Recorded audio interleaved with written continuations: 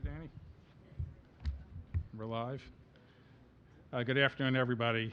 Welcome to Cyber Risk Thursday here at the Atlantic Council. The focus, as all of you know, today is on what's now called the Internet of Bodies.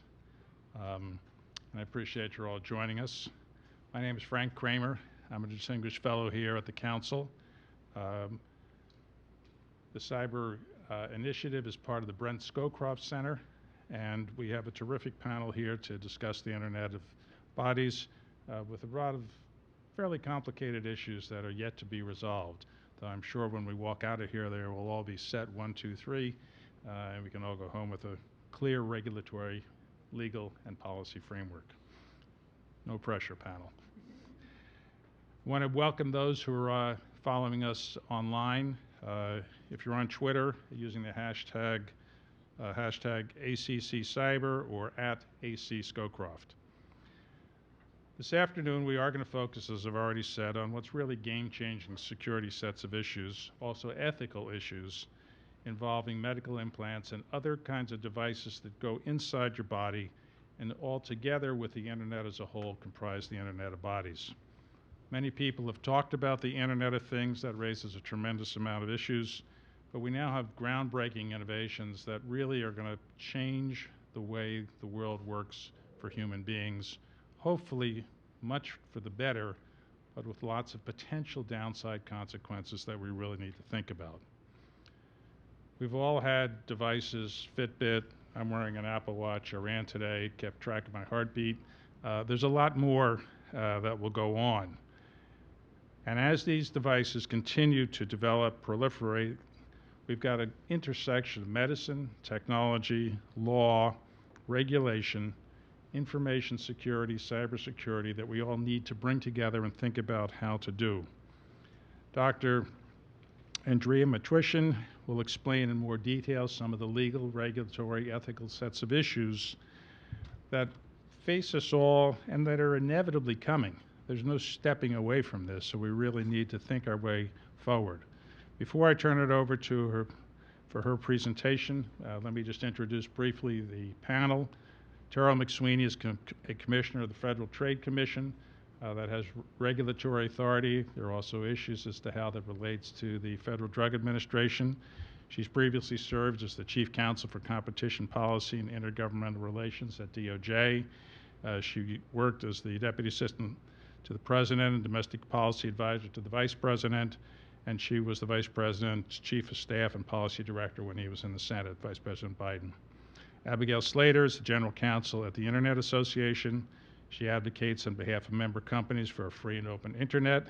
She's worked 10 years at the FTC. She worked as an enforcement attorney and also as attorney advisor to Commissioner Julie Brill. Janine Medina is a renowned Internet security researcher. She focuses on biotechnology, medical devices, Internet of Things, and very interestingly, she runs what's called the Biohacking Village at DEF CON. You should all ask her what that is. It's a terrific opportunity. David Forsey is going to be in charge of the panel. He's a policy analyst with the National Governors Association. He focuses on cybersecurity and telecommunications. Before coming to NGA, he worked on surveillance policy and counterterrorism at the Third Way. So I look forward to hearing the panel. I look forward to all your questions and your involvement, and I look forward to starting to figure out how to deal with this very difficult and tremendously important set of issues. And Andrea, if I could invite you up to the, I should say, I don't think I introduced you. Pardon me. So Andrea Matrician is a senior fellow at the Atlantic Council Cyber Statecraft Initiative. She's a professor of both law and computer science at Northeastern University. She's co-director of the Center for Law, Innovation, and Creativity. She's an affiliate at the Center for Internet and Society at Stanford Law School and a visiting, visiting research collaborator at the Center for Information Technology Policy at Princeton University. A few small, not very well-known schools, but nonetheless, she's working very hard at it. So she's got a terrific article coming out. We were talking about it very, very briefly. I've read it. It's apparently going to be in the Wall Street Journal in a couple of months. And she's really a person who's got these issues clearly in sight. So now let me invite you up to talk to the panel. Thank you very much.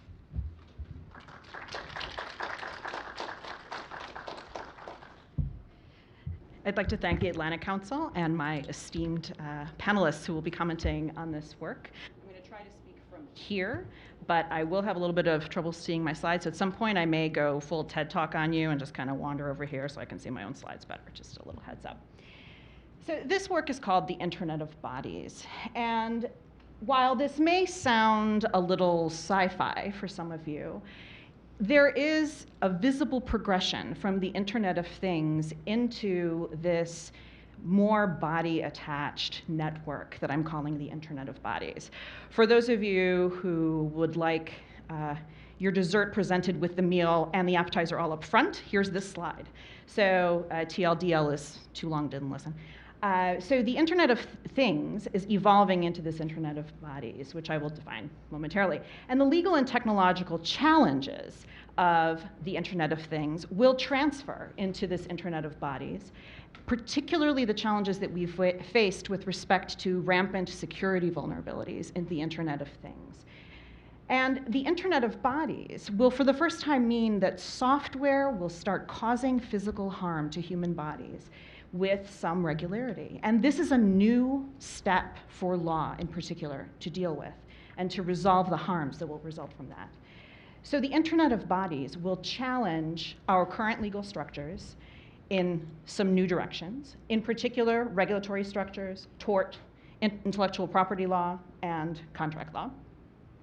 And there will also be a bit of a social tension that will emerge. The Internet of Bodies will force us to ask ourselves some potentially uncomfortable questions about our human bodies and whether we are correcting them or enhancing them, and how we view the future of the human body within a technologically driven society. So, without further ado, we have the Internet of Things all around us, and we enjoy connecting things. I, like everyone else, have at least one or two internet-connected devices. This is a pet cam that I use to spy on my pet. I'm also wearing a ring that talks to my cell phone. We choose these devices because they're fun, because they make our lives easier. And the pace at which these devices are permeating our society is perhaps surprising to some. In 2013, there was a famous April Fool's joke that went around the internet of the humorous notion of an internet-connected toaster that gave you information. But behold, 2017, we have toasters that print the weather on your toast. And so we are also now talking about whether our toasters can be compromised in security vulnerability leveraging for attacks that harm our networks otherwise. And so the defining features of the current Internet of Things are things that will transfer into the next generations of our technology as we move forward. The first of these is the idea of sometimes gratuitous internet connection. I call this the better with bacon problem. I'm joking about how some chefs really love to throw bacon on everything. And if you're a bacon lover, this is a bonus. You say, ooh, bacon. But if you're a vegetarian, sometimes an act of unexpected bacon destroys your meal. And so for you, it's, ugh, bacon. And so the point is that sometimes internet connectivity adds value, sometimes it doesn't. And asking those questions, we're not always asking those questions when we're thinking about what we're connecting to the internet. Secondly, the extreme level of security vulnerabilities that we've already seen in the Internet of Things, they're causing harm on arguably a new scale, and we'll walk through some of those harms shortly. There are also new opportunities for data collection, aggregation, and repurposing that we haven't seen at scale in some of the same ways. And we have a diminishing consumer ability to opt out of certain technologies. For anyone who has purchased a new car lately, the ability to find a dumb car without any computer code in it, that's simply not possible in most cases unless you're buying a refurbished, older vehicle before the latest rounds of technology. So the ability to maintain a diverse marketplace in terms of the extent of technology is something that we should consider as well. All computer code is written by humans and implemented and used by humans. That means that there will always be mistakes, often. In the Internet of Things, we've seen some comical instances of people getting unexpected dollhouses, and even the experts sometimes are challenged with the implementations of their smart light bulbs in this case. It was a computer scientist friend of mine who faced some interesting adventures with his smart home.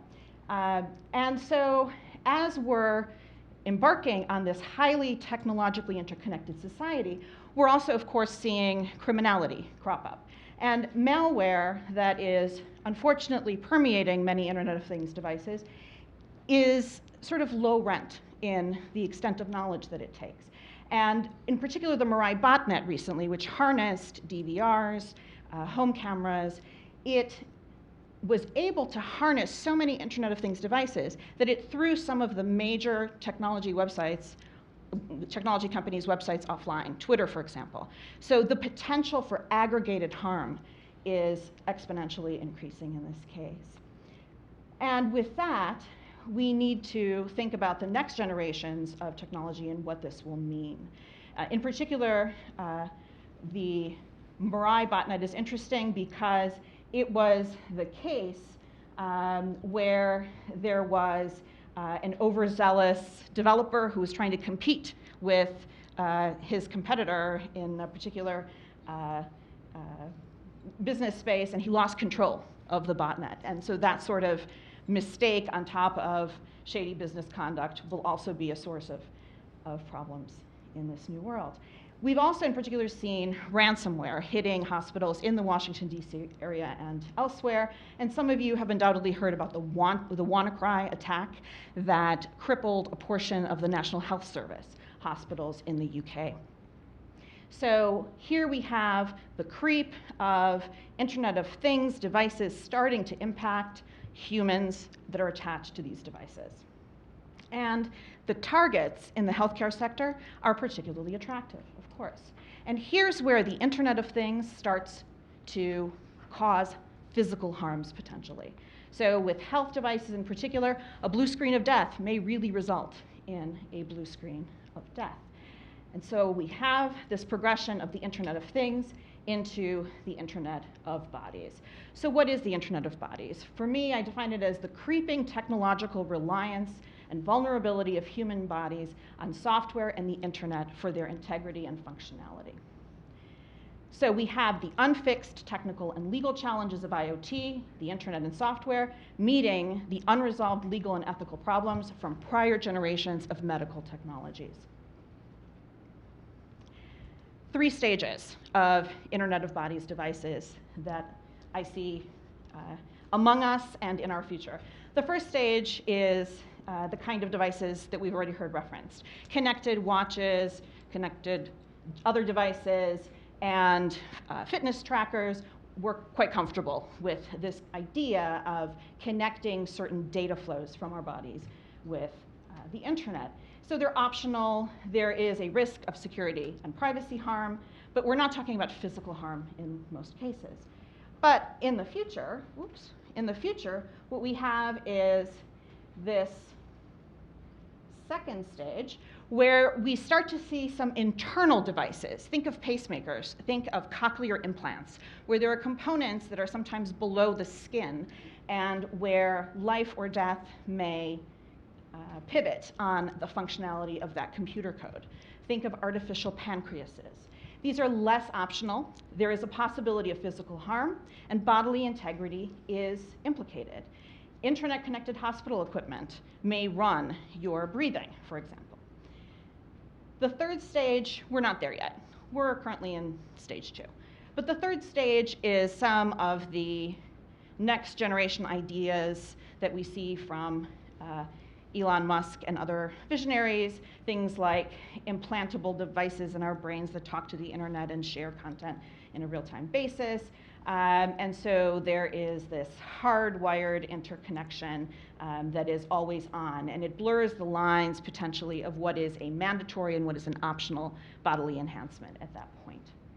So we are familiar with some of the first generation items, and some of the products weren't necessarily large commercial hits uniformly with consumers, but they found their home in other contexts. For example, Google Glass has found a home on manufacturing floors to facilitate work.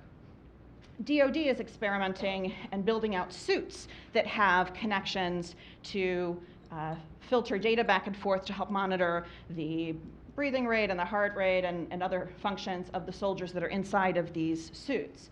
And these things need a connection to be able to be updated and to function as intended. We have numerous reports, unfortunately, of vulnerable devices that have life-saving capabilities, insulin pumps. We have reports, especially in the case of pacemakers, FDA instigated updates, which required patients to go to their medical providers for a security update. This is the progression into the Internet of Bodies. We have the first cases where data from inside bodies are being used as evidence to impeach testimony of the human whose body the data came from. So things are evolving. And so robotic surgery is a norm. Artificial pancreases have been approved. The smart pill as a construct has been approved. So these are pills that communicate from the inside of your stomach to your smartphone or otherwise to report on how you're doing. Are you absorbing your medicine, whether you've taken the medicine, et cetera.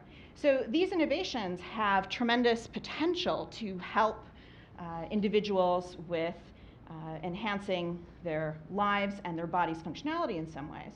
But we also know from the Internet of Things that there are some risks that come with that functionality as well. Patenting activity tells us that we see things like injected contact lenses being patented. And so here we're getting into the question of optional enhancements, not merely traditional medical devices, but recreational IOB, you might call it. And that will have regulatory implications, as we'll see down the road. Here's that Elon Musk brain interface project that I mentioned previously. This is the world of the future. So the challenge is that when buggy code, buggy bits meet buggy bodies, because each body, since we all have one, we know, they're kind of weird. They don't always do what we want them to. Sometimes we get sick. Sometimes they don't function as we hoped. Buggy bits plus buggy bodies equals physical harm. And that's where we will have some legal challenges arising for us. So imagine the Mirai botnet using injected contact lenses. Imagine the world where those contact lenses are facilitating a denial of service attack. Or imagine WannaCry on an artificial pancreas and a scared grandparent trying to contact her grandson for help with figuring out how to send Bitcoin to a criminal who's holding the pancreas ransom. These are scary possibilities. And so this brings us to our sets of open legal questions. First, when we think about, in particular, the security questions and the competition questions, we see the interplay of primarily two, but also a third regulatory agency as a first cut.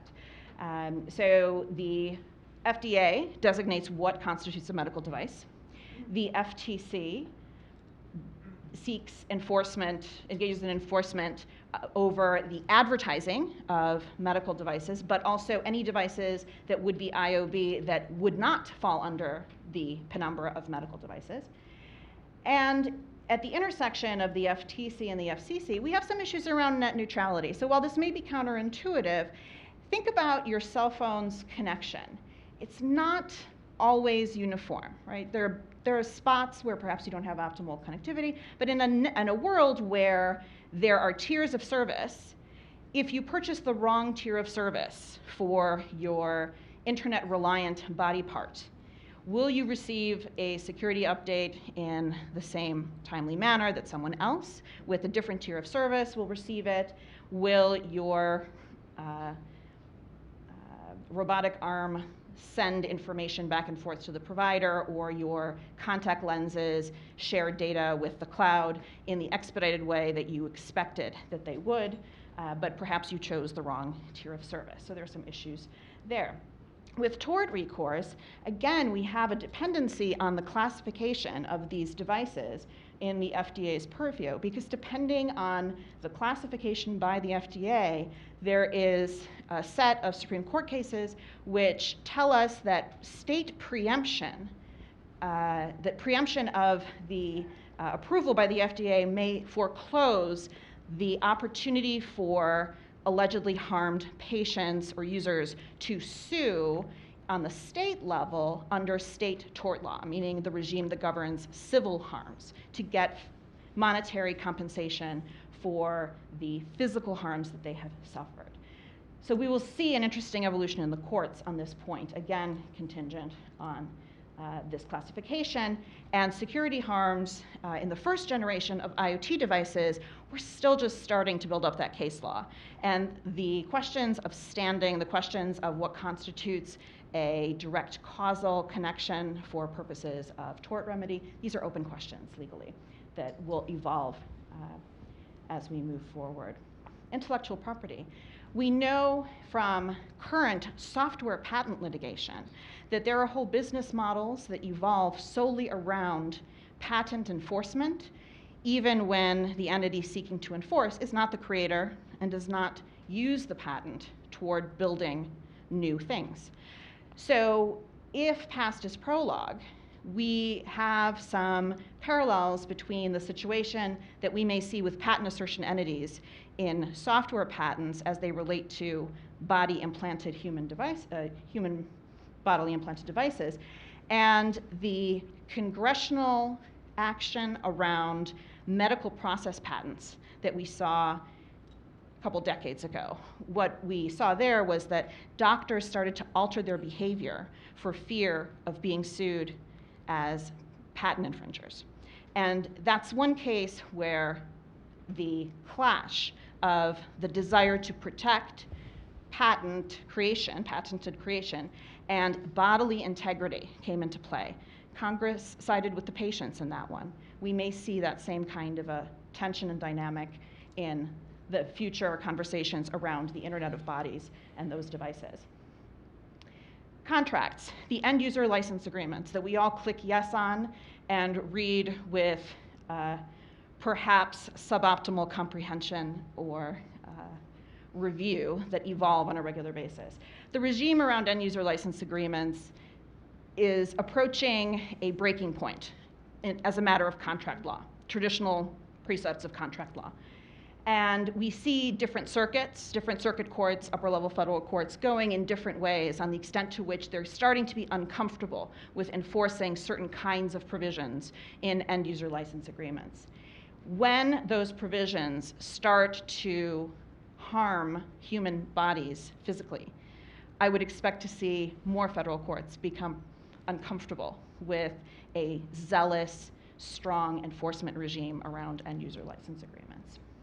Which begs the question of how do we next take legal steps into this space? But I will leave that for the discussion and leave you with a final social question. So the legal questions are fascinating and will take decades to sort out, but there is a more fundamental social question as well. As we talk about the policy and legal issues of the Internet of Bodies, we are also talking about arguably competing visions of our own history of humanity and the way that technology will play in the next round of our development.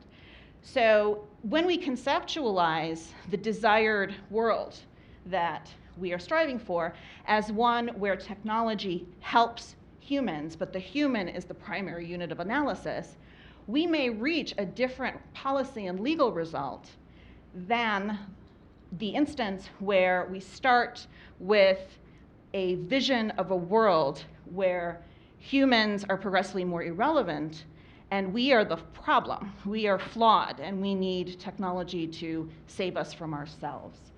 So if we adopt a corporeal inferiority position like that, you get to a different place than if you adopt the position that humans should be preserved. We just may need a little help from technology, and this operationalizes in sort of 5 different schools of thought that some of you have undoubtedly heard of.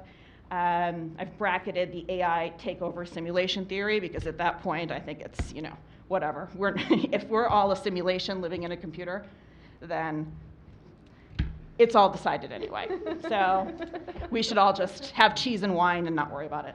I personally am not willing to go there because that would mean I don't get to write articles that I like. So which of these other 4 endpoints we view as our goal should inform how we work backwards in crafting the next generation of policy around Internet of Bodies devices. And with that, I will stop and turn it over to the esteemed panelists. Great.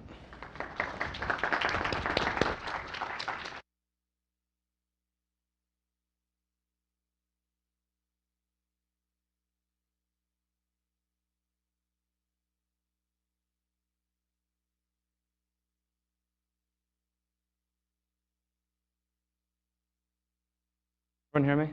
Oh yeah, they can. So, I read a lot on these issues, and these questions I've never encountered before. So definitely some of the most interesting legal and regulatory questions I've encountered in quite a while. We're just going to dig right in, but first I'd like to ask the audience a question. Please raise your hand if you're a lawyer. And please raise your hand if you consider yourself a technical cybersecurity expert. Okay, that's helpful. So first, Terrell, Gail, and Nina, I'd just like to hear your initial reactions to the wonderful presentation. Well, can I go first? Yeah, of course. All right. Thanks so much to the Atlantic Council for convening this fascinating conversation, and Andrea for your discussion. Very thought-provoking, a little bit terrifying. Appreciate that. Sorry. So I think it's good for us to all think of this as a bit of a wake-up call and a warning. One of the things that really leaps out to me about this presentation is your central point, which is we have not fixed these problems in the Internet of Things, stuff that's already in our homes, on our bodies, in our cars, and in our daily lives. And the significance of this transition to the Internet of Bodies raises a whole host of really big concerns. So I think we need to move quickly from the stage of fixing things in IoT to preparing to fix them so that we have a safe environment for consumers as we move into some of these new technologies that we'll be wearing on our bodies and maybe putting in our bodies as well. So there is a lot of work to be done, I think, is my main takeaway. My second takeaway is that it's definitely not just an issue of security. It's a very big consumer protection issue. So we'll get into that conversation, I think, as well. I think my third takeaway is that we really need to get into some of these AI governance issues now, because if we do not get ahead of this set of questions, then we will all end up in the fifth bracketed corporal inferiority AI takeover simulation that I think collectively we'd like to avoid. But because of Moore's Law and because of the high velocity of change that we're already seeing in the way in which IoT is spreading very rapidly, we need to be prepared with regulatory responses and even public policy and social engagement and collective decision making around what we are trying to achieve here now, as opposed to after the technology is already out there in the wild. Gail? Thanks. Am I on? I am. Good. Okay. So yeah, just wanted to iterate thanks to the Atlantic Council. Also recognition to the professor. She is so good at looking around the corner and seeing what's coming 5-10 years from now in a way that is to be envied. And she's doing a lot of inward leaning for the rest of us on these really important issues. I wish I had the time to think like you do. But I am a trade association attorney, so we deal with what's immediately in front of us and rely on people smarter than us to think about these big picture things. So because I represent the industry, I'm going to provide a little counterpoint here. Not that we're going to get into violent disagreement on anything, but to level set, I'm going to posit a thesis that it's still the internet, right?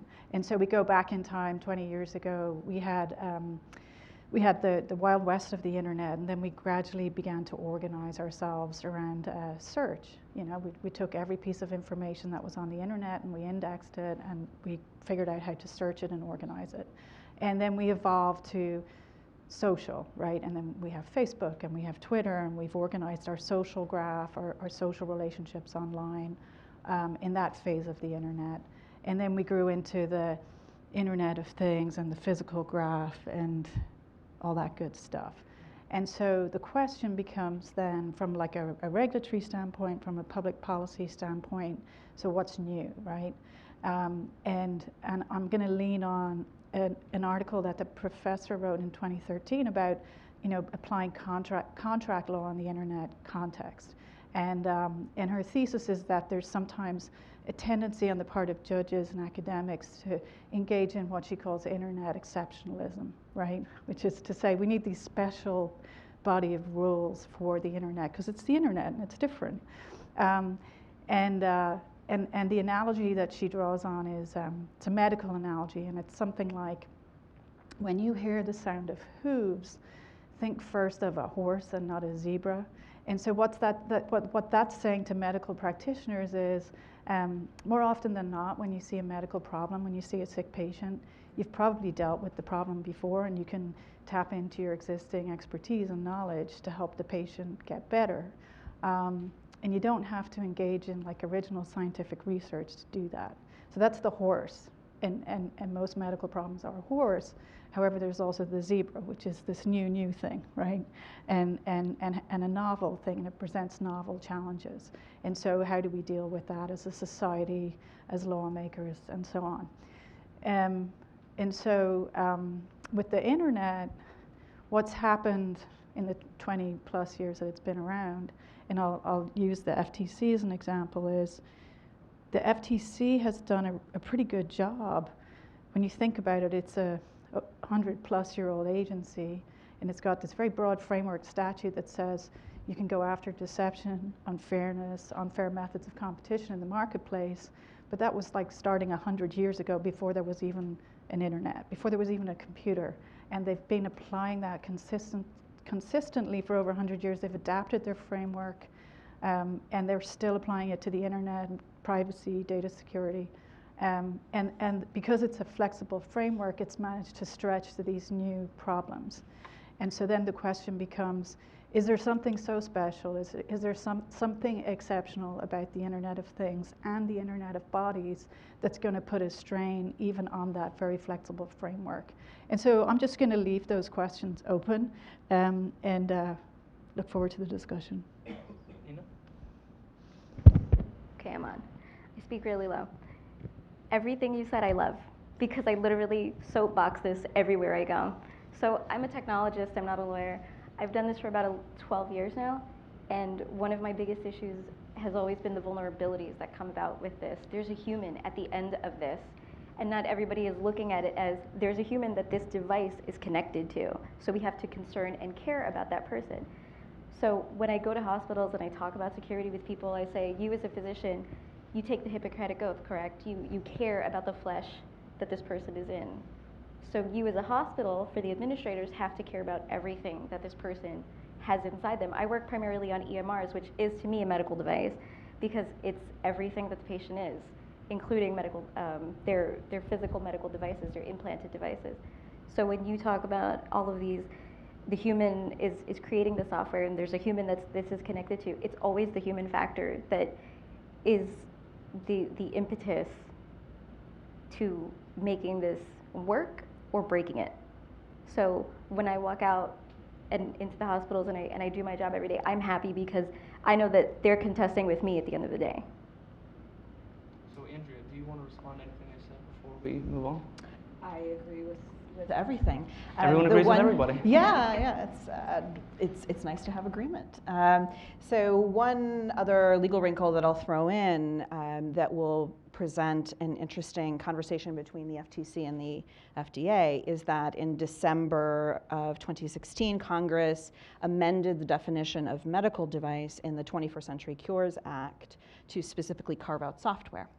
And so the interplay of the software in these devices and the hardware will raise some interesting negotiations of how we define a medical device, which then in turn impacts the scope of the need for FTC enforcement versus the shared authority of the FDA.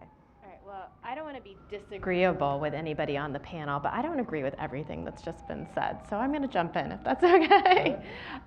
So I'll just disclaim for a second that I am a Federal Trade Commissioner, but I am not speaking right now on behalf of the FTC, and I'm giving you my own individual point of view, so that I can say, while I agree with what Gail said and appreciate her characterization of how well the FTC has adapted its very broad, very old authority to the digital economy to protect consumers, I think it is important to point out that the FTC itself has repeatedly pointed out where it has gaps.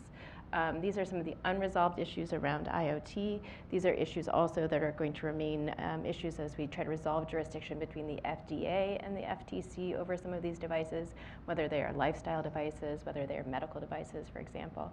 So I definitely am one of the people who believes that right now we have not sufficient protections in place. I support, for example, more comprehensive data security legislation that would give the FTC also penalty authority, but rulemaking authority around the safety, security of IoT devices. I think we need to think about who is the right regulator for medical devices and Internet of Bodies devices. And I suspect some of the answers around whether there should be regulations around their security will also involve regulations around how the data coming from them are governed and what AI governance policies you need to have in place. And so I think at some point there's going to need to be an expert regulator that's involved in that. And maybe the FTC, and maybe the FDA, it may be a combination of them, or maybe an agency that kind of draws on all of that expertise. But I think we would be, we wouldn't be serving ourselves well to be well prepared for this future if we didn't really sit down and think about where the gaps exist today. For example, we don't really know what to tell people when their IoT is delivering them a ransomware attack. Pay it, don't pay it, throw it out. It's going to be a lot harder when it's in your eye. So before we dig into the regulatory debate, which is a can of worms, I want to ask a technical question of Nina. So how is cybersecurity in the context of healthcare, whether it's electronic health records or the actual devices themselves, particularly small implantable devices, how is that different than in other contexts, right?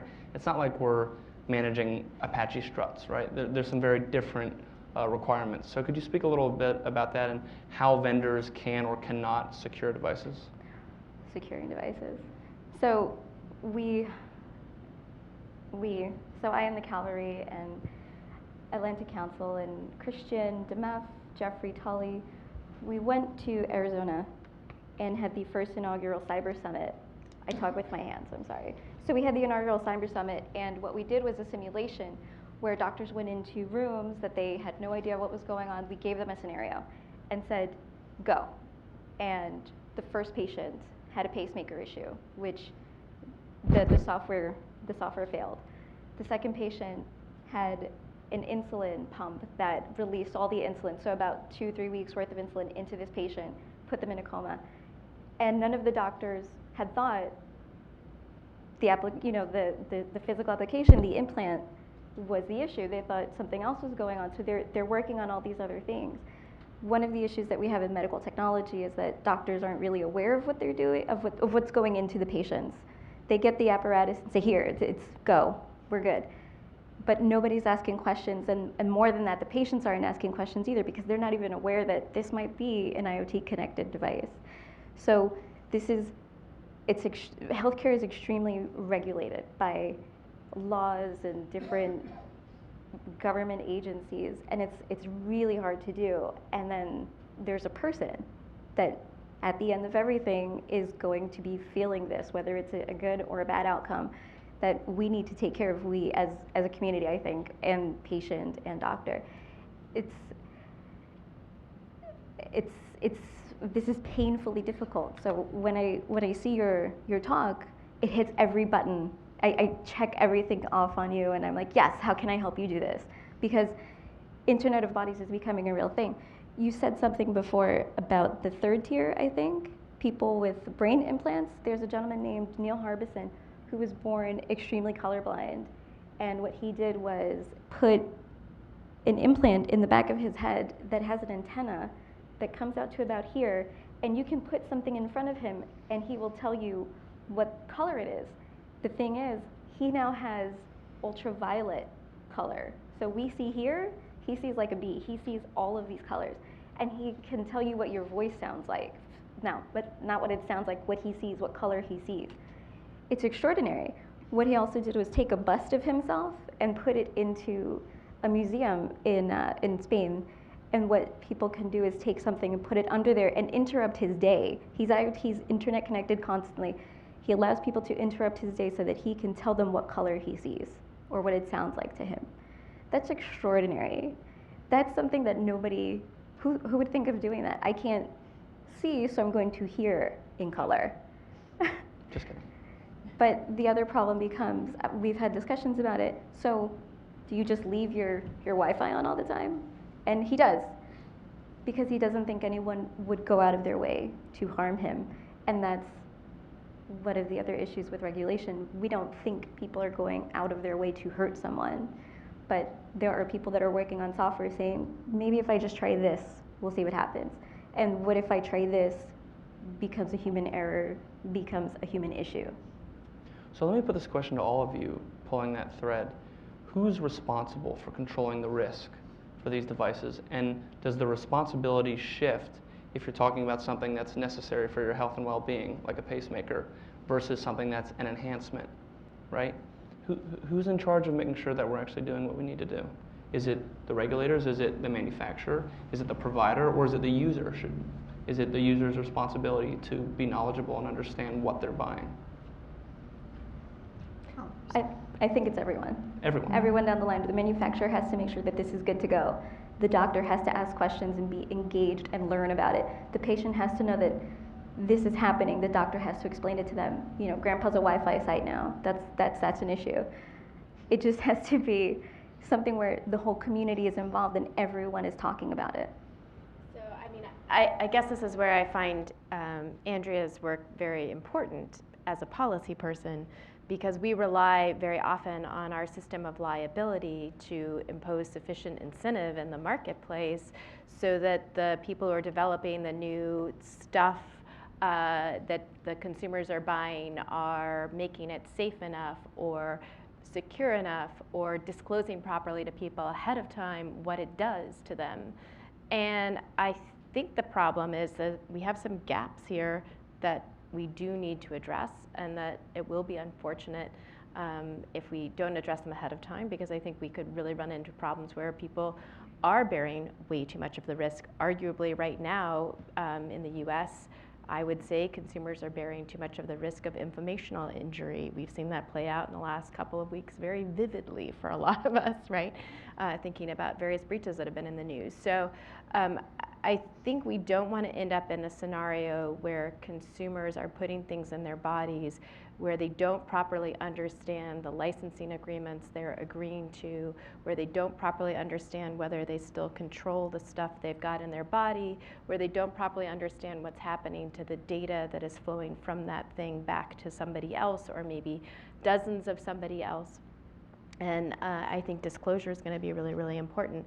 But I think in order to create the right incentives in the marketplace, we're going to need to have a stronger policy response to avoid at the outset some of the harms that we're really concerned about here. I think that we are going to have some very significant challenges, and some of those are going to impact consumer trust. So. And doctor trust, right? I just want to pick up on Nina's point. You know, people and doctors need to know what they're getting into and how these things work. We want the innovation, I think, in the marketplace. I mean, I don't want the world where we're all plugged into the Borg and like powering the AI. I don't want Matrix, but like, other than that, we want a lot of these innovations to come into the marketplace. But one of the things we do know is that trust really can undermine consumer demand, and I suspect trust can undermine the medical professionals' demand for these technologies as well. So we have a lot of work to do in this space. And following up on those comments, so there are two other points that I'd like to add. So the first is the idea that there are certain circumstances historically where we've decided that there simply need to be implied baselines of care. A landlord cannot turn off heat in the middle of winter. Why? Because we decided, whether it's on a municipal level or it's on a county level or a state level, that there are certain implied promises that exist in every lease. And that is to prevent human bodily injury, people from freezing to death. So I've argued in other work that we need those kinds of baselines with respect to the degree of care that exists, in particular with respect to the security that people who build these kinds of devices implement from the inception. Security by design is the only way forward. You cannot retrofit security. You have legacy code problems that are unfortunately insurmountable. So we want to encourage security by design in building in a thoughtful way, thinking about the human at the end of it. The second point is that we need to set up market incentives to help reward the companies that invest well in security. The companies that are doing the right things and taking care of their customers and society should be rewarded with people purchasing their products. And the companies that are not being honest about their security processes, not being honest about the extent to which they have thoroughly tested and implemented security by design, those companies need to be reminded that the marketplace is not a good place for prevarication, and it's not fair to the companies who have heavily invested, and they should get the benefits of market rewards. The other companies should have accurate information about their processes in the market to allow consumers to make meaningful choices that are informed by truthful information. So what are the proper ways and the comparative advantages of disadvantages of of creating incentives in different ways? You can create incentives through case law. You can create incentives through legislation. You can create incentives through Energy Star ratings. Everyone loves talking about those. What are the advantages and disadvantages for different approaches? I'll put the standing one. So Senator Mark Warner recently introduced legislation that that requires federal agencies to basically set minimum standards for IoT devices that are procured by federal agencies. Is that an approach that would make any sense? What are the advantages and disadvantages of that? So some of the standards are like having a software bill of materials, making sure all known vulnerabilities are patched. How does that make sense in the context of Internet of Bodies devices? So I'm happy to jump in first, but I think, Gail, you should take this as well. I think the Senator Warner legislation is a good contribution using the Federal Procurement Authority to try to drive better standards around security, particularly for IoT devices. Using Procurement Authority as kind of one tool in the toolbox, I would argue that I actually think we have really good models already for process-based regulatory approach. So I would support going one step further and saying that this is actually a space we should regulate. We have success and know how to do it in various other industries. We have data security requirements in the COPPA law, for example, that the FTC writes the regulation on. The safeguards law, a rule in the GLB law for financial institutions. We have them in HIPAA. We have them in various other privacy laws that also have a data security requirement. So I think the idea of imposing, for example, data security requirements and via regulation is actually not one of those situations where we are overly regulating a dynamic and changing space and therefore will kill it. Because I think we actually do know a lot about how to create technology neutral process-based regulations that would be super helpful in making sure that there are proper incentives in place so that the companies that are doing the right thing will already be compliant, and the companies that are not, or the companies that simply don't know, will understand what is the regulation and rule that they need to follow. I think from there we get into a host of more complicated issues around Internet of Bodies things, so I'll stop talking for a second and let others maybe take that regulation question. Sure. So look, I'm less familiar with the Warner bill, full disclosure, but I have an idea of what it does. And look, there's good precedent for the federal government using its procurement power to create nudges in the marketplace, and so it's done it in the past with interoperability. It said, okay, if you adopt the following standards and it works with everybody else's stuff, we'll buy your stuff, right? And that's a good nudge. The standards, and again, I'm not as immersed in this bill as some of the rest of you are. It's are they standards at a moment in time, right? Are they the right standards? These are important questions.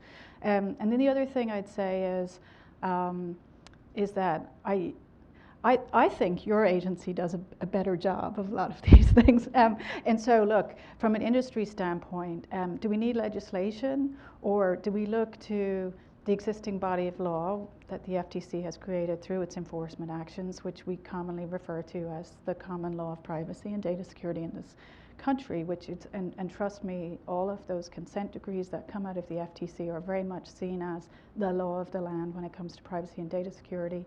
And on top of that, do we look to see what the FTC is doing before any other agency on a policy front with regard to privacy and data security? Because those things, I believe, are taken as seriously as any draft bill in Congress. I don't disagree. I like my agency. I think the FTC does a terrific job, but I will tell you it is not an unresolved area of controversy whether we are using our authority to protect consumers from unfair deceptive acts and practices in data security correctly. So there's still litigation around that question. So whether we have the authority is still in litigation. And secondly, while I agree we are trying to do as much as possible to explain what reasonable standards of data security are in the marketplace, and I think we're doing an excellent job of doing that. Constant feedback I hear is nobody understands what the standards are they're supposed to be following. So that leads me to believe that, you know what, if NIST is saying the same thing in the critical infrastructure framework that we are saying in the COPPA data security rule, that is also said in the safeguards data security rule, that is also said in the HIPAA data security rule, that is also said in the generalized start with security, responsible, reasonable security program of the FTC, and we all agree that a process-based approach is the right approach, that we can just put that in a rule, and then nobody can be confused about what we mean. And I think we need civil penalty authority, but that's because I think we need a bigger stick. And I would like to see the FTC have more resources to police falsity on security promises. Yes. Well, we have some of that already. I'd like more. But this is, again, it's just the security piece. I mean, I think that when we get to the Internet of Bodies, we need to be mindful of the host of other issues that it also raises that go well beyond simply the securing of the devices, to disclosure, remediation, obligations, not just to make sure your device is patchable once it's out, but how do you maintain a customer relationship if you decide to brick your device 5 years early? What if you're bricking something that was a pacemaker that you were told at the time it was going to be fine for the rest of your life, and now it's unsupported? How do we make people whole in that situation? We have not at all resolved the answer to that question. I'm going to ask a question of Nina, and then we're going to open it up to questions, so please feel free to raise your hand if you have one. Nina, what are health companies doing now to prepare for this problem? Is the awareness getting up to the C-suite and trickling down through the development process, or? One of the biggest problems healthcare has is that there's not a lot of information security people in place. A lot of it is, IT will take care of it. IT is completely separate from IS. So I do advocate for more people to get into the spectrum of healthcare security information researchers. Just find a way into it. There's so many brilliant folks out there that this is a way into it. I wanted to tangent back to something you said really quickly. You talked about a Fitbit, but sometimes it's not about necessarily accessory. It's a time constraint. If your heart is about to give out because the shock isn't there, you've got about 5 hours to make a decision. So now you've got to sit there and hold on. I'm going to grab my computer and check out all my options. What are my options actually? Can I contact anyone? Should I call the help desk? So I understand what the Warner bill is trying to do, but it works really well for technology that you can hold, a computer, a phone, something like that. But if this thing is going in my chest and I need it now, I don't have a lot of time to work through all of the anomalies. And similarly, it may be that the disclosure program around a vulnerability in a medical device is a little bit different than what we might want it to be around a toaster, for example, right? I'm pretty okay with, if you don't respond to my vulnerability in your connected toaster, that eventually I get to make it public through some channel. I think transparency is good. I think disclosure programs are good. I think bounty programs are good, blah, blah, blah. These are all good investments.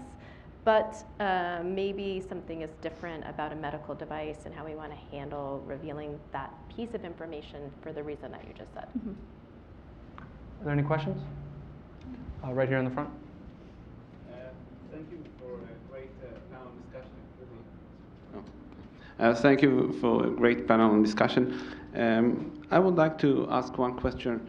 The problems, the challenges you were discussing seems to me as also a global challenge, not only internal challenge. And therefore, the question is whether you think of international cooperation or other international ways to address this challenge. So just on a technical level, which I will quickly hand down to the person who knows what she's talking about on this, but different medical devices sometimes are coded in different ways based on physical region where they come from. So a pacemaker that you had installed in country 1 may not be easy for country 2's emergency rooms to interact with. And that creates a bodily integrity risk as well as a security challenge. So for that, we're actually working on trying to get the Cyber Summit put into more places. So the Cyber Summit I was talking about with the medical devices, we did in Arizona. We're going to do it in New York in November, and we're just trying to push it forward so that more people in the international society can come in and see, oh, this is how things work. I wasn't aware of that, but now we have to really ramp up and make better decisions. Anyone else want to take it? I also think, I mean, we spend a lot of time at the FTC thinking about how to align data privacy policies in a global environment where there are different norms around privacy. It's very challenging, requires a lot of engagement internationally. I think as challenging as we find that set of issues, the issues around artificial intelligence and things like these Internet of Bodies technologies are even more complex, but require even more coordination up front ahead of time. Something as simple as catching a bot herder who is leveraging IOB devices.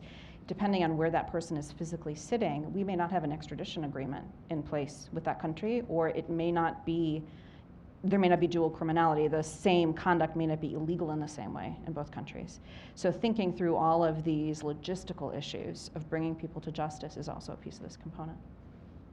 Next question. You, sir? No, great, thanks. My name's Charles Lehman. I'm with the Washington Free Beacon. So I'm curious primarily about. Thank you for the comments. I'm curious about what kinds of actors we should be thinking about taking advantage of or misusing IOB-related devices. The professor talked a little about in her talk a sort of malicious actors fairly generally seem like classes of criminals. I'm curious about those actors as well as misuse by more political actors, both non-state actors like terrorists and also obviously misuse by state actors. What are the threats there? What should we be thinking about there? That's a great question. And just to add on to that, have we seen any attacks yet, successful attacks on implantable medical devices? And plus his question. I haven't. The technical, I do. Yeah. So I don't know if we know. Yeah. Right. Right. Yeah. So there's not a real answer to that. I don't know. I'm glad you're here because I may have to defer to you in case. So one of the bigger issues is that medical care is the next cyber warfare, and a lot of the people in my community know that, and that's why we're trying to put this up into the forefront. Going back to your question before, a lot of schools don't focus on healthcare as a compartment for information security. It's, let's go to software, let's go to computers. Healthcare needs to really be put into curriculum. I gave a talk at a country last week, and one of the questions that they asked me was, can you show us? Can you show us some of your code and what you did and how it happened? No, I cannot. No, it's okay, you're here, show us. No, still won't do it. Other things happen, but it's things like that. It's people that don't have scruples, ethics, that would have said, oh sure, let me just hold on, let me pull out my computer and show you all the things.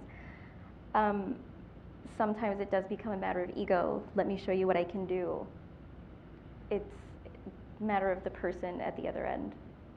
Ultimately, any vulnerability can be exploited by anyone who can write the code, regardless of what their intentions are.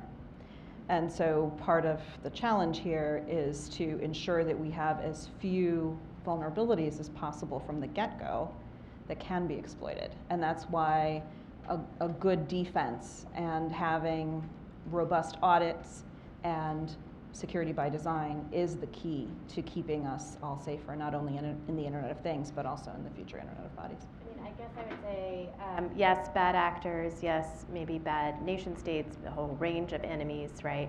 But as a consumer protection attorney, I worry about irresponsible corporate action harming consumers, right? So it may not even be intentional. It's just a little bit unreasonable.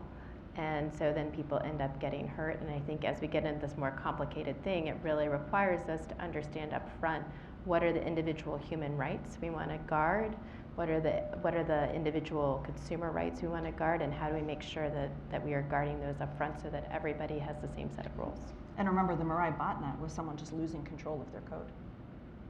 I also thought one of the interesting points you raised was it doesn't have to be malicious.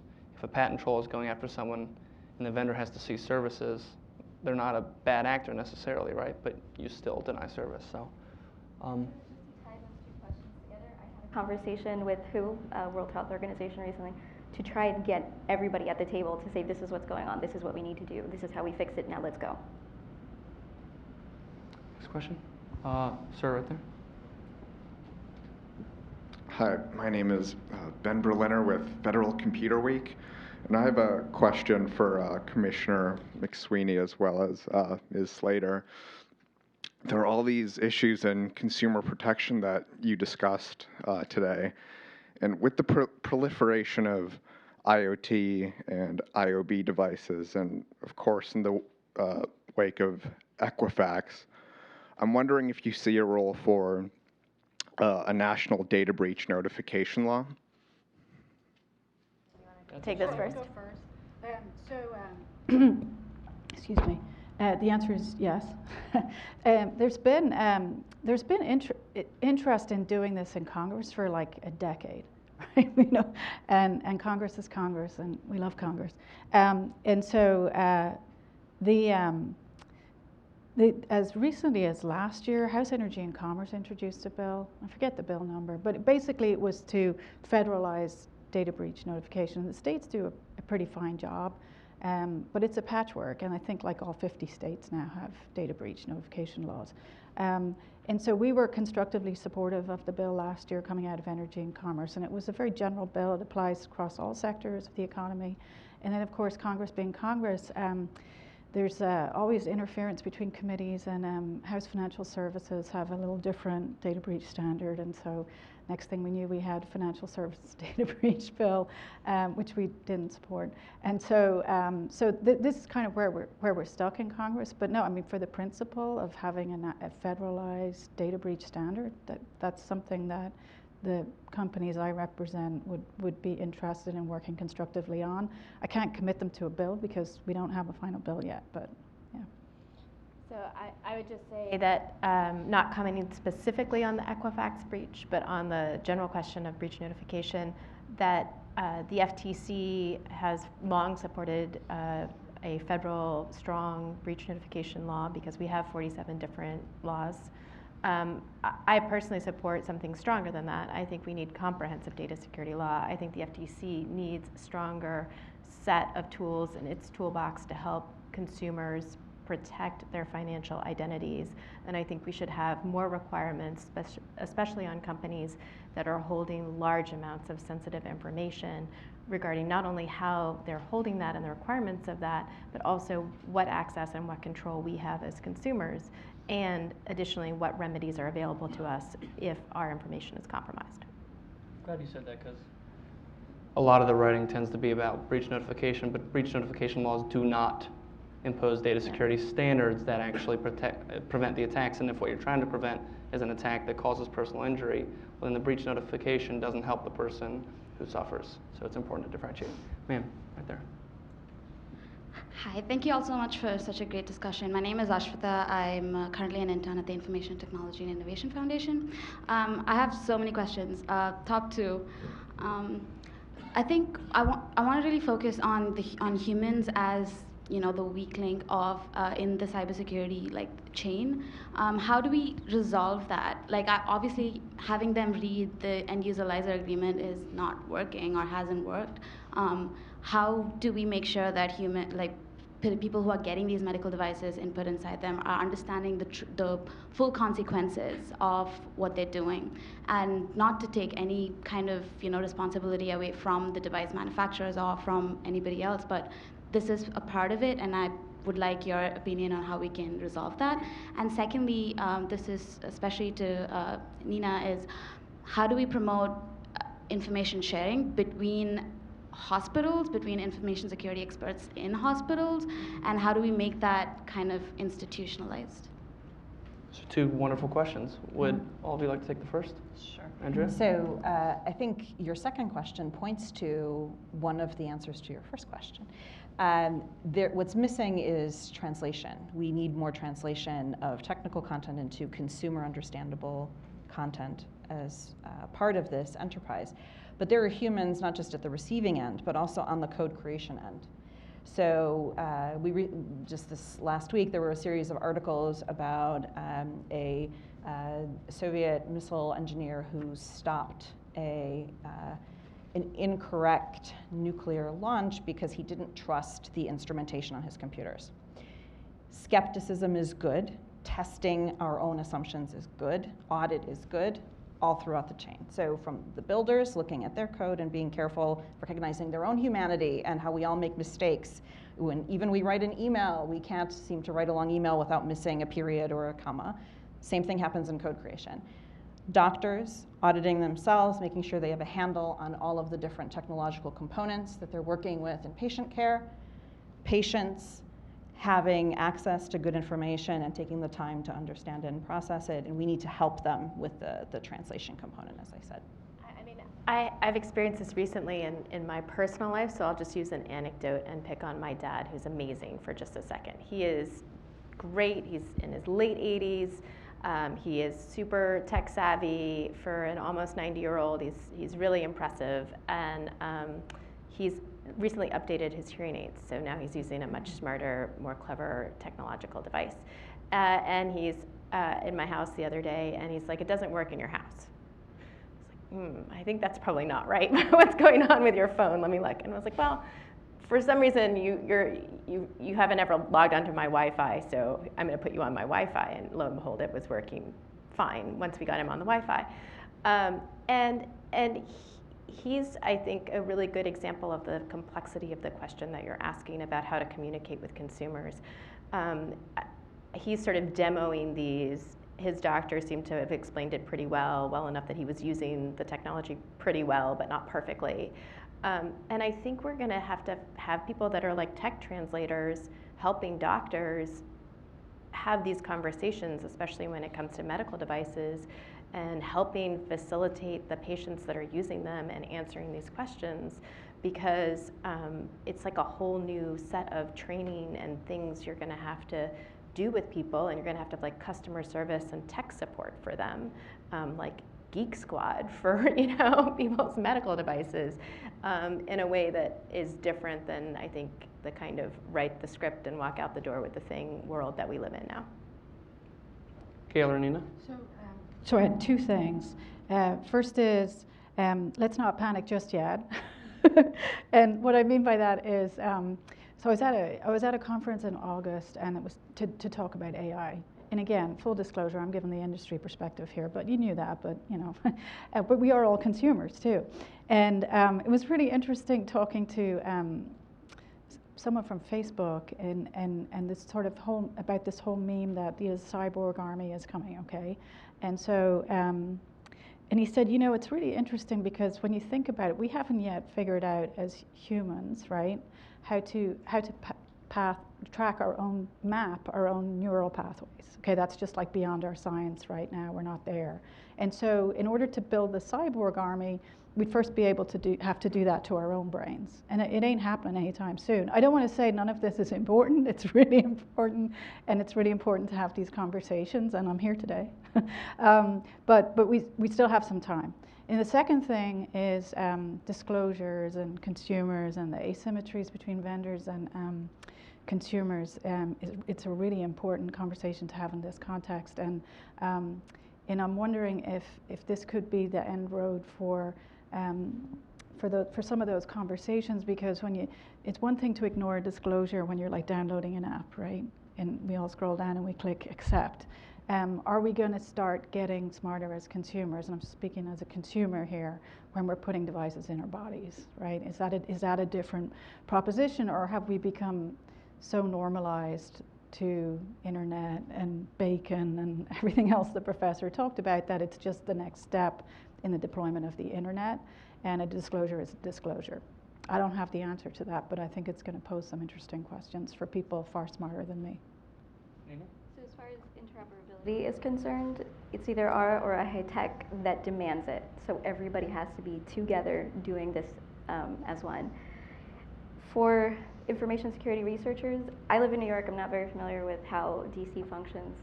There are a lot of meetups, and I know people in all of the hospitals, and if I have a problem with whatever system I'm working on, I know that I can call someone else and say, listen, this is what's going on.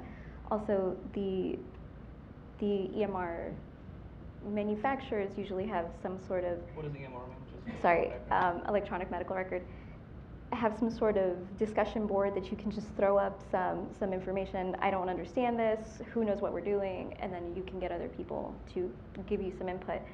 But I mentor a lot of people. I'm going to talk about the DEF CON Biohacking Village very briefly now. So that Biohacking Village focuses a lot on biology plus information security. And that's where it is the nexus of where everybody comes in July, August, and we all have conversations and we all know each other. So again, it's one of those things of, you know, I don't understand what's going on here, but my friend over there does. And because of the relationships that I've worked on throughout my years, I can call someone directly at the help desk or at the place and say, I don't think this is working the way you intended to, you might want to check on it. Does the biohacking conference, does that include people from the manufacturers? Yes. And hospital CISOs and not just hackers? I reach out, I send emails to everyone saying this is happening, you should probably come, this is a good idea. So you just touched on her second question, which is information sharing. Would any of you like to touch on that too? Well, I think something that Nina mentioned is key, that we need to make sure that it is a welcoming environment for researchers to exchange information and for research on these devices to be legally safe, where the people who are trying to make us all safer can explore the extent of vulnerability without fear of misunderstanding their research as an attack when it's intended to further consumer protection. I'd also add that you can have information sharing up the wazoo, but if you don't have the resources to implement the lessons you're learning from that information sharing, you're always going to have a problem. So C-suite involvement is always key.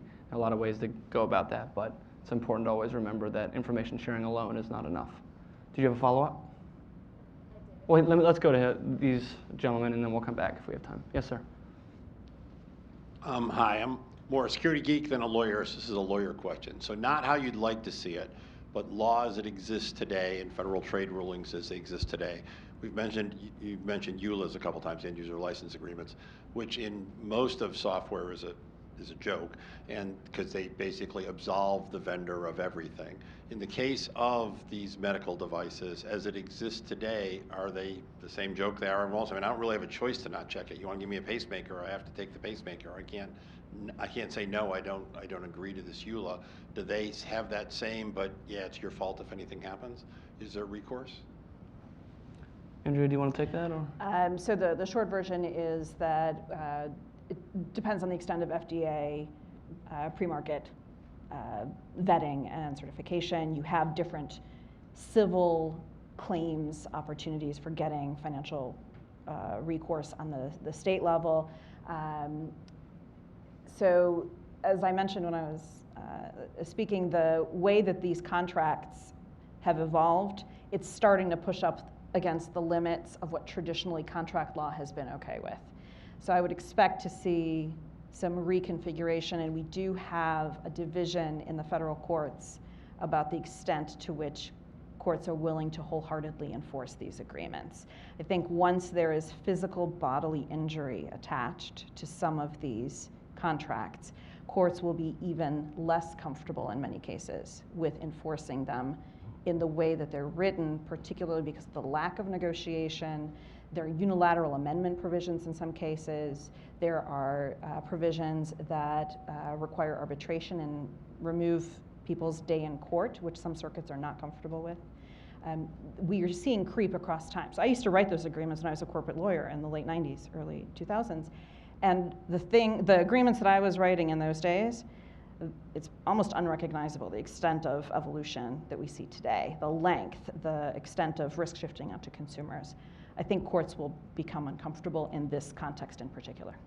If I could riff on that. Yeah. Too. So this is like I see it's like a theme across all of your buckets of liability, if we're going to call them that. So, and the big question mark is the more these devices go in people's bodies, how much does that strain existing systems of liability? So there's tort and there's contract, and we were talking a little bit about patents, and so and then that poses an interesting question, which is is that the moment in time when Congress steps in across all of these buckets? Because if you think about it, there's people in every district throughout the land, and we all know that congressmen and women are very responsive to their districts.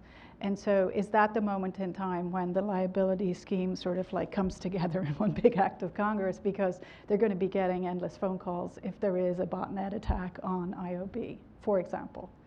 And like I'm really going way beyond my remit there, but it's an interesting question. And then, I mean, I'd say maybe a little bit outside of the medical device space, which has more FDA equities in it, but in the more generalized lifestyle space, you can't your way out of deceiving consumers or treating them unfairly through unreasonable data security practices for purposes of FTC liability. So you're saying even if you say we're being very unfair, but we're telling you all about it, it doesn't help you? That doesn't help you, right. No. Next, over here, sir, in the blue. Thank you.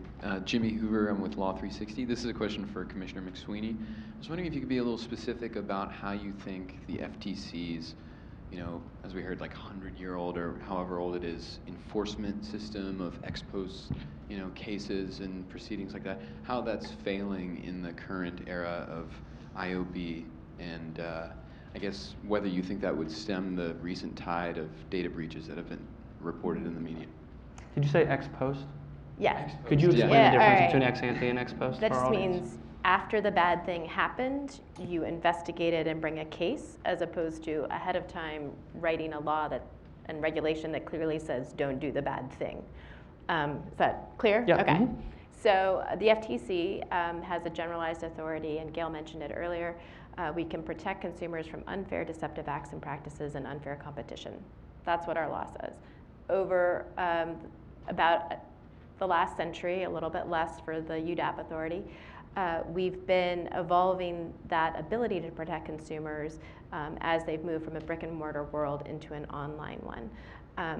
Basically what it means is that generally we can go after claims that are being made about products, especially technology products, that are not true. So if I say I'm going to hold your information with the best security in the world, bar none, and I lose it, then you may have a problem. If I say I am going to let you use my technology and not track your geolocation, but you still track my geolocation, you may have a problem. So it's sort of, tell the truth about your product standard, have a privacy policy standard, and increasingly have reasonable data security practices standards. So reasonable is the standard that we use to interpret our statute. And what's reasonable sort of changes as the best practices change, but very, very slowly. And quite frankly, I've said this before publicly, the standard of reasonableness is not an incredibly high bar to get over, which is why we do see lots of failure that leads in consumers being rendered identity insecure. And that's a really big challenge. So I think the FTC has been doing a terrific job with the existing authority that it has. doing the best that it can do to try to protect consumers in our increasingly connected economy and world. But I think that it needs additional authorities. I think it would be great if we had comprehensive privacy legislation in the United States, for example. I think it would be terrific to have a better sense of where we're going to draw the lines around data use and have that be more universal in the US. I think it would be lovely to have comprehensive data security legislation, which we've already been discussing today, that would give the FTC some additional tools. I also think we have to collaborate with other expert regulators. The solutions for connected cars are going to be a little bit different than the solutions for medical devices, perhaps, that are going to be a little bit different probably for appliances like toasters and things like that. So we need to be continuing to work with other expert regulators and drawing the right rules and the right lines depending on the specific industries and technologies that we're talking about. And if you're going to do all that extra work, you're definitely going to need more resources too. And probably more commissioners. More commissioners for sure. So because you have 1,100 people, people forget that about the FTC. It's they call it a small but mighty agency. Yeah, we have a $300 million budget. Last year we returned $14 billion to American consumers, so it's pretty good ROI actually. Other questions? I also encourage people who are interested in the regulatory issues to look at agencies other than the FTC and the FCC. So the Nuclear Regulatory Commission, which obviously has a very different mandate, has some very intense regulations that apply to nuclear power operators. But it's just interesting to see the different, if you're really trying to impose some strict ex-ante rules that prevent any possibility of anything happening, of course you can never eliminate it. It's an interesting example. Sir, did you have a question? Yes? No? I can't tell. Are you saying yes? No. Oh, no. Okay. Got it. Can I ask a question? Yeah, of course. So Equifax affected finance, and everybody worries about the finance, and I understand why.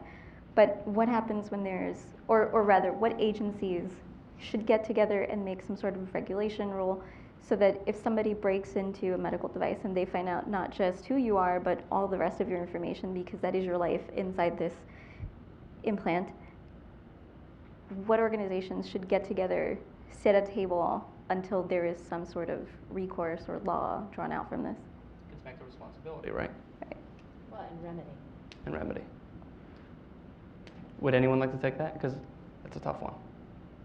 As a starting point, the FTC and the FDA would be the natural starting point. But much will turn on how the FDA chooses to draw the line around medical devices and where software falls into this picture in light of that statutory change in the 21st Century Cures Act with respect to the definition of medical device. So we're in a period of flux.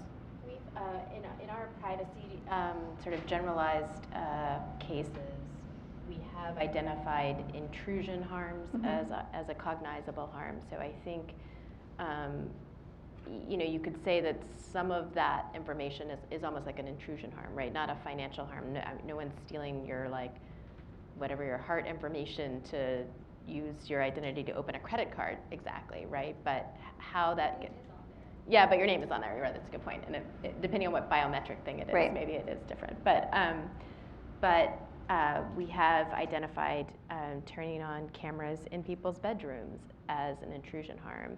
I think stay tuned because Internet of Things also includes a bunch of internet connected sex toys, which is going to be really interesting that we haven't even talked about. So I think there are some ways in which you will see a generalized consumer protection enforcer like the FTC looking at intrusion-based harms and trying to think about both how to prosecute them and what remedies to put in place for people. If no one has any other remarks or any questions, we're about out of time. Thank you. I want to give our esteemed panelists applause. That was terrific. And the discussion can continue in the room that is there. Out there. We'll all see you there. Thank you very much.